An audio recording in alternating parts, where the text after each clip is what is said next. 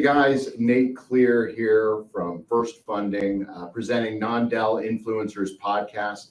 Today we've got Bryce and Brad Bradley from Rosegate Mortgage, and as always, I've got my co-host Nick Krakosky here. Today we're talking about, is it right for you to move over into the non-delegated channel? Is it right for you to go independent?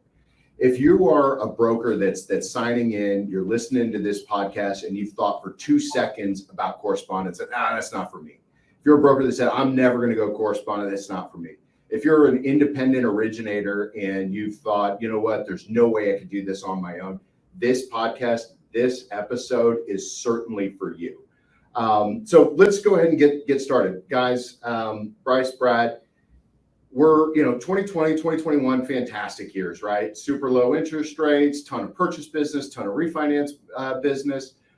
Really great time to be in the industry. Really the last 12 months, not so much. We've been working with you guys now for just shy of a year. And where we're seeing a lot of consolidation, we're seeing businesses just out and out fail. We're hearing from a lot of our, some of our existing customers and those that are just trying to cut it. They're like, dude, I'm barely able to make ends meet. I may have to go switch and go do something else, et cetera. We're looking at you guys, and not only are you guys increasing unit count month over month, increasing volume, you're attracting loan officers, increasing loan officer count, expanding into multiple states. How are you guys doing it? Well, it's tough. It's tough business out there right now. We're not growing as rapidly as we want to, but we're trying to do what we refer to as controlled growth.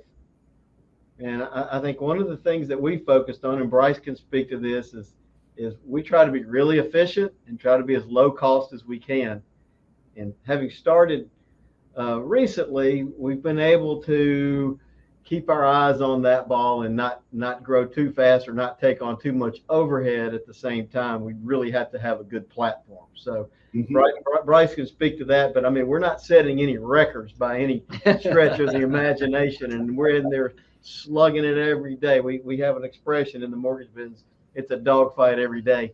Sure. And then get up the next day and we do it again. Bryce, what do you think about that? Yeah, no, I mean, I couldn't agree more. Really, we've just been blessed to, first off, have a great team. We have a saying, we are the company, or you are the company. So everybody at Rosegate, it really just takes a team, right? It's not the company that makes the loan officer or the organization itself. It's the people, right? So we're very blessed to have a great team, but also we're fortunate to have started when we did. I think the timing was good for us simply because we started in the middle of 2020.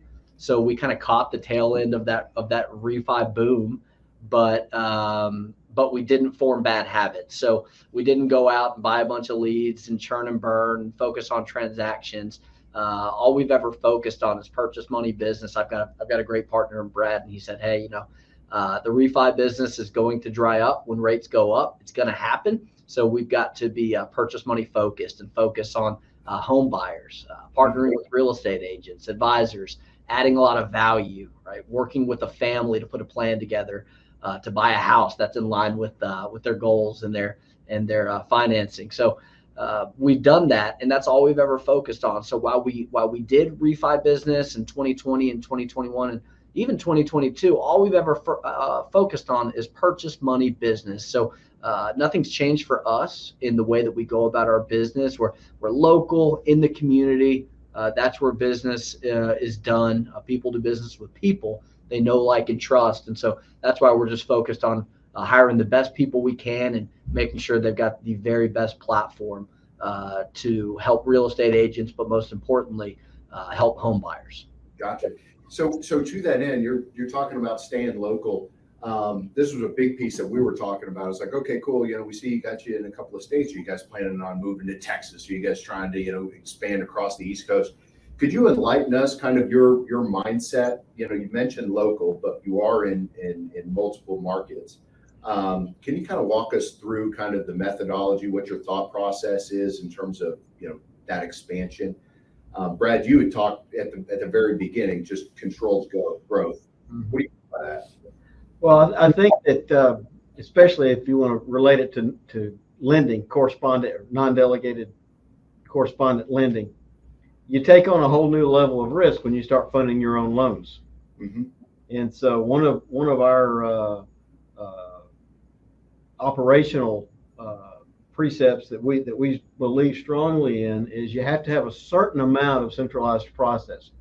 Mm-hmm. So your operations needs to have some type of centralization, or you won't be able to control your quality. Right. So we have that in place. Number two is you have to have really good technology to allow that. And coming in later in the game, we've been able to invest in the best technology. So we're excited about that. Mm-hmm. And then number three, when we say real estate is local, we like a decentralized sales model. So we want to be in the community. We want our loan pros to be able to meet face to face with their partners, personally go to all the closings, and be able to have a client for life and live in that community and originate in that community. And so our model is pretty simple. We decentralize our sales. We think that's the client-facing piece needs to be in the community, local, and then we do the best we can to try to centralize the back office operation so that it's efficient and the quality is there, and we can have a really good platform for our salespeople to be successful. Excellent. So to that end, centralized operations, are you guys work in the office guys, or do you allow remote work? Yeah, so I'll take that. It's sort of a mix. So what I mean by that is our model is quite simple. We're a mortgage origination company. So most of our team are loan officers, or loan pros as we call them. Yep. So it's important that our loan pros get out. So we've talked about community. So they're having coffee, they're having lunch with clients and doing consultations, meeting the family, going to closings, training their real estate agent partners on market updates, what's going on, right? It moves from a buyer's market to a seller's market back to a buyer's market quickly, especially in the past year. So face-to-face interaction we are big on. So our loan pros are out in the community most of the time. When they spend too much time in the office, we start to ask questions, hey, are you spending enough time educating your partners, spending enough time with your clients, building your business? Having said that, we do want our loan pros coming in the office a minimum of 2 to 3 hours a week. So we train every Monday as a company. We get better. We invest in ourselves. And then on Wednesday mornings, we have a full sales meeting and full company meeting. And that's when they align with their loan partners on their pipeline, on their deals. And that's where the sausage is made, so to speak. So they're in the office a couple of days a week minimum, really in the mornings, and then they're out. But everybody else that supports our loan pros, supports sales, we're in the office every day. So in-house processing and closing, in-house creative team for all things marketing, administrative support, managing support. We have in-house underwriters. We're here, we're available. So our loan pros are calling in, but they're also coming in. And we think that's hugely important, because if you've worked with companies as a partner to where they're not in the office and they're not aligned and they're having to call each other or teams meet, sometimes it can be tough to get stuff done and push stuff through. So we firmly believe that being in the office is one of our strategic advantages here in 2023, because we can't support our loan pros, our team, our clients, our partners as well as we would like to if we were a remote workforce, if that makes sense. Also, Nate, one quick thing. There was a question that came in about what we're doing in the community. One of the reasons we want our loan pros out in the community is because they're able to do things like first-time home buyer seminars, training with real estate agents. One of our big focus areas is helping first-time home buyers realize the American dream. And so we have materials, we have training classes, and our guys can go out into the field and go to businesses or go to real estate offices or go to schools or go to community events and help educate both in financial literacy and in how to put yourself on the road to becoming a first-time home buyer.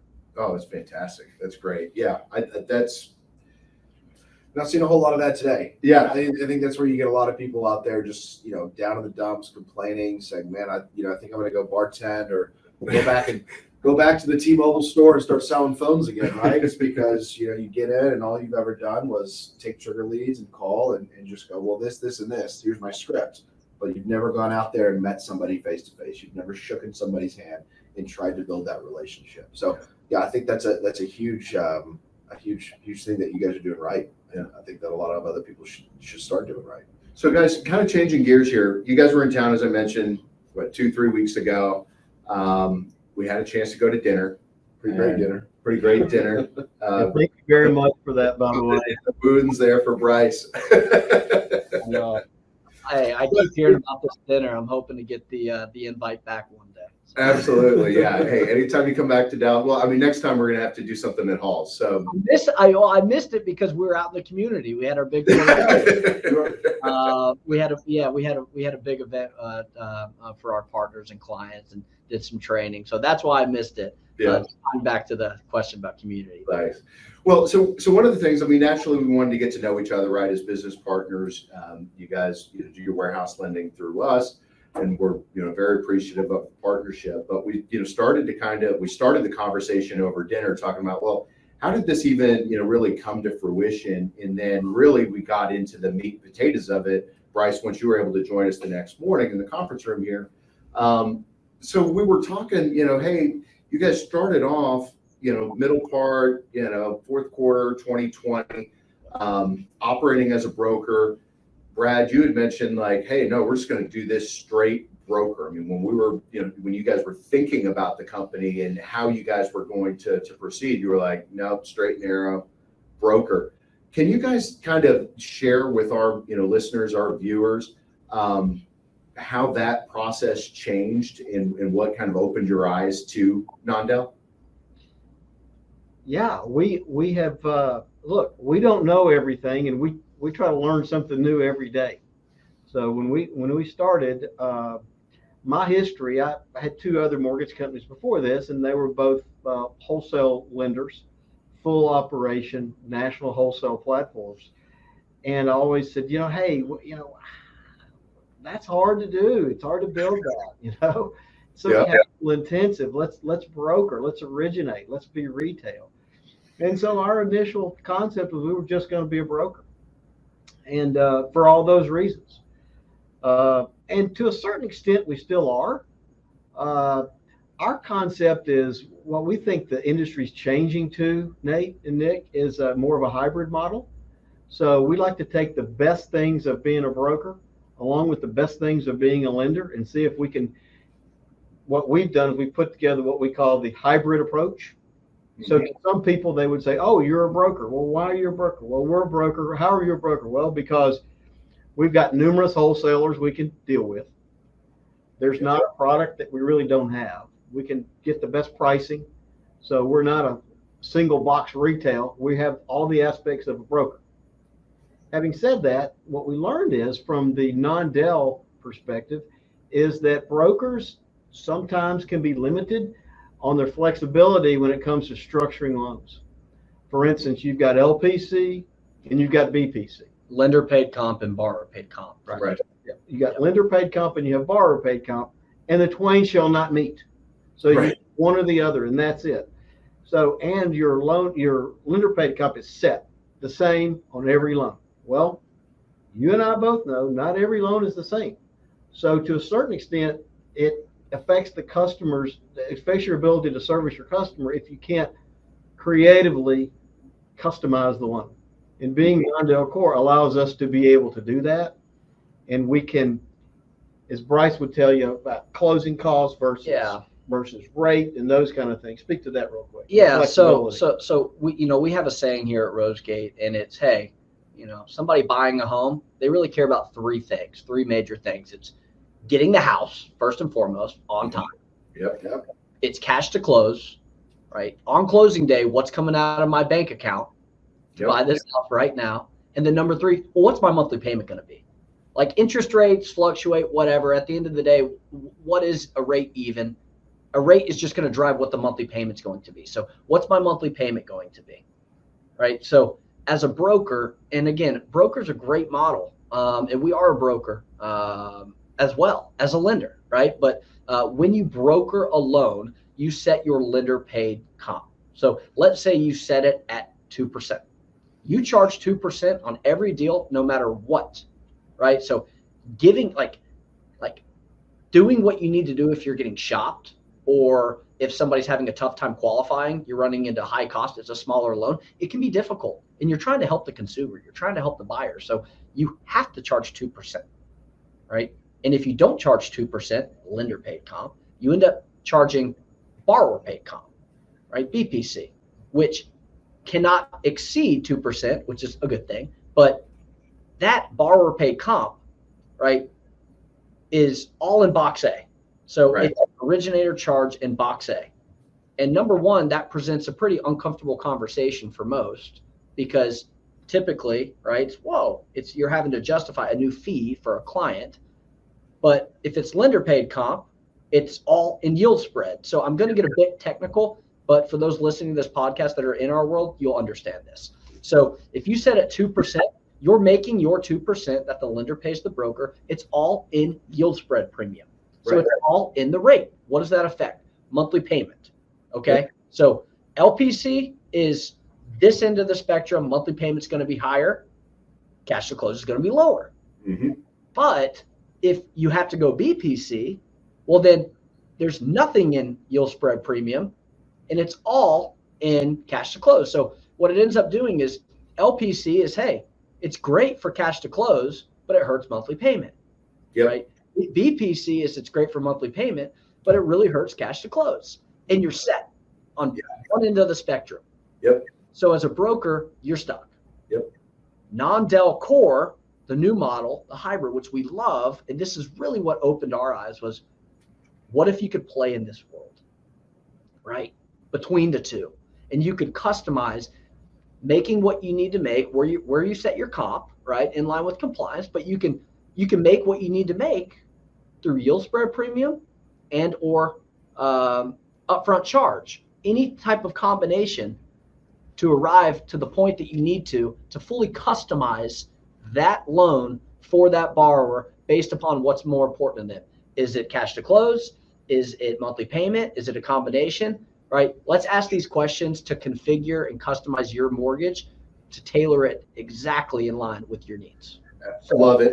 Yeah, I think that those are right. I mean, that's the big thing too, right? If you've got that borrower where you're having to run into a borrower paid, you're actually looking at potentially harming the ability for Rosegate or any broker to be able to serve that borrower, that demographic of loan type, et cetera, right? Because like you said, right, you got to make sure that, you know, what the revenue is for actually doing the work is going to be able to keep the company afloat. You know, we're not in the business of doing loans not to make money.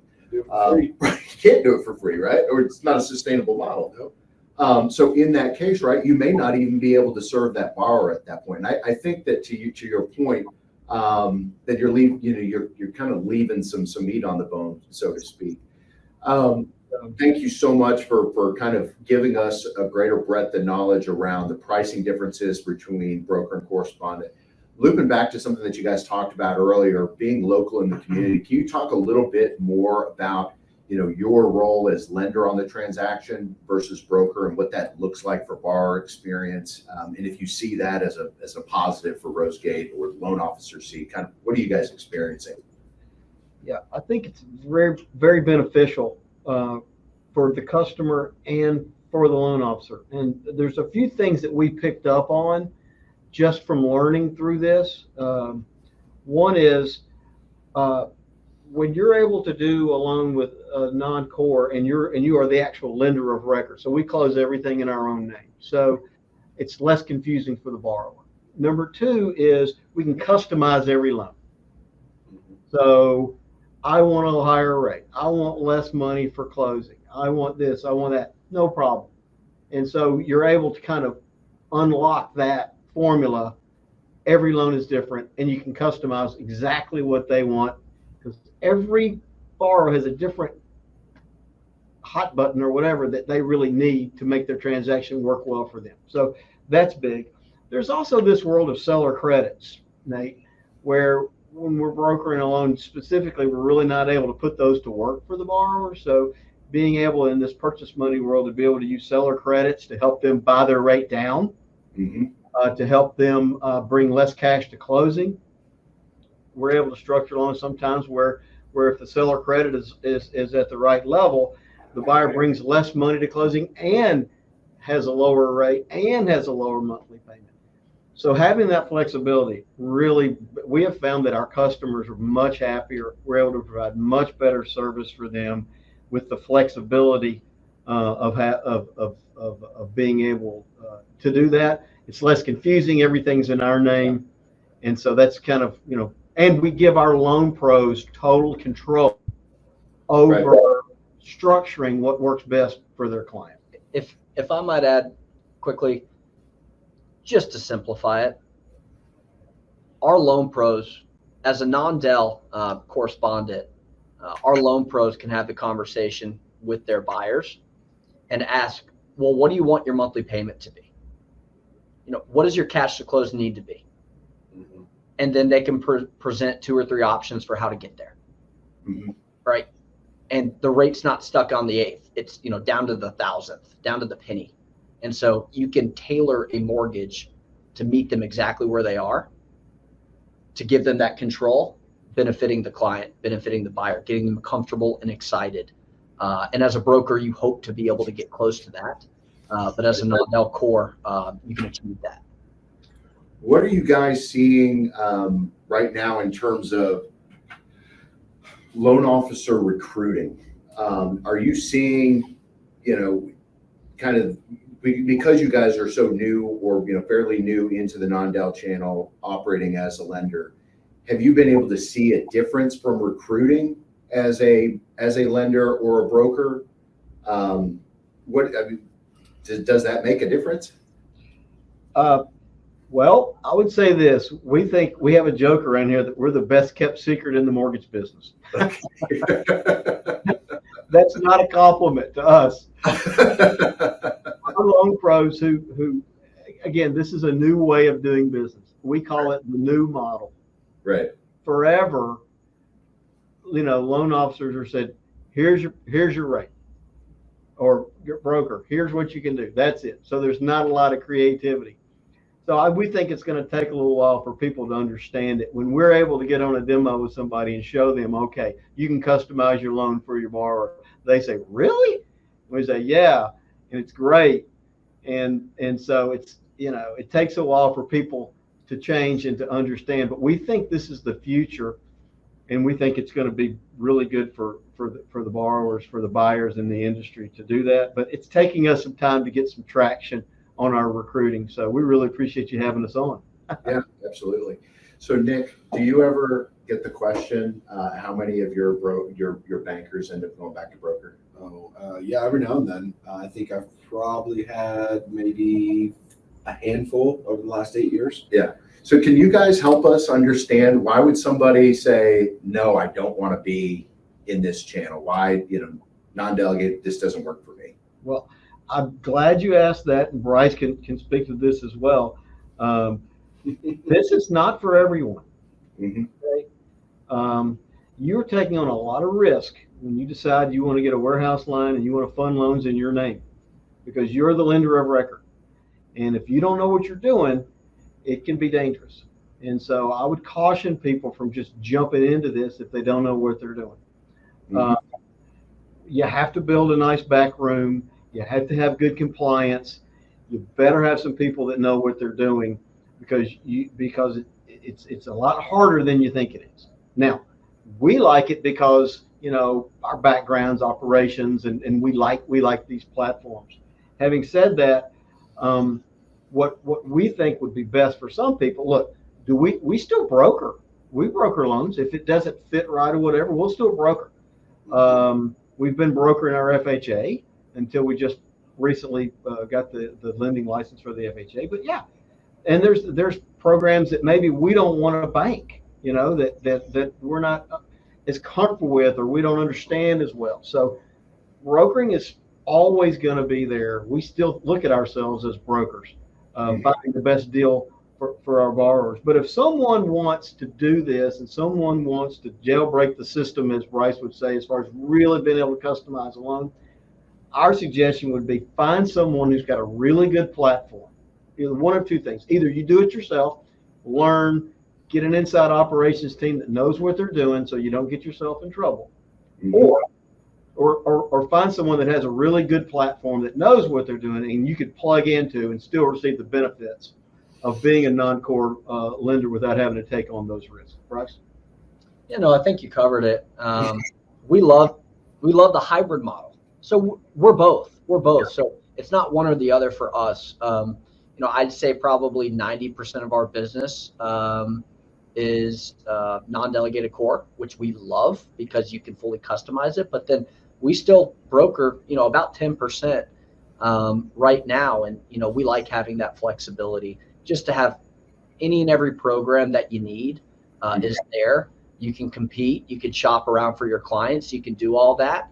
But most of the time for us, it does make sense to push through under our name, our funds through the non-del core channel. And it's been tremendous. Speak to FirstFunding. You guys, I must say, I got to put a plug in for you guys. I didn't realize how I've been, out of the business for a few years when Bryce and I started this company. Warehouse lending has gotten to a new level, and your integration with wholesalers, Tremendous. and your technology. What pushed us over the edge to work with FirstFunding was the technology, and we have people that you trained, and it's so. While we say it's risky, you got to be careful. At the same time, if you're willing to take the time and learn it, companies like FirstFunding are great partners because you teach us how to do it, and you've got great technology, and it's seamless. So it's been very good for us on the back end as well. Well, you've got a great team and best-in-class technology, so it's been seamless. So from the broker standpoint, originator, processor, closer, whoever's working the loan, essentially, right? Once you're pushing that clear close through closing, what happens from our standpoint, and your team did an amazing job training us and being there for us and getting hands-on, which got us very comfortable to make that jump. Was hey, it's one additional portal, it's fully integrated. It's just a little bit more time. I say, I don't know, maybe an hour per loan extra work, which for us was an absolute no-brainer. But it's not like you have to start from scratch and it's a whole new huge back-end process. With your team and your technology and the system that you've built, we've gotten into a really nice rhythm. Whereas, where you would typically stop when you're a broker, right? You get the final package out, you're done. It's just, I would say, one extra portal, maybe an hour worth, and that's for us who fairly new. But once you really get into a rhythm, I'm sure it's even less. But you've got a really good team. You guys can train them, know what they're doing. It's seamless, and you've been a tremendous partner. So thank you. Appreciate that, guys. And we really try to make it dummy proof and make sure we can cover everybody's bases. At the end of the day, we always say we're in the same team together, right? We want to make sure that these loans are purchased in 3 to 5 days, same as you. So. That's what we're here for. Yeah. So I guess with that, I know we're kind of running short on time. Guys, if we have our listeners, whether they're retail branches that are interested in it, if you've got loan officers that may be looking to make a switch, or somebody that's just, hey, listen, I've been toying with this notion. I'm listening to this podcast. They're hitting so many of the ideas that I like. What's the best way for them to get in touch with you guys? Yeah. They can email me or Brad. It's just brad@rosegate.com, or Bryce, BRYCE, @rosegate.com.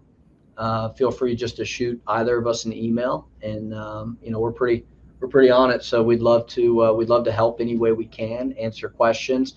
We're happy to do demos, like Brad mentioned.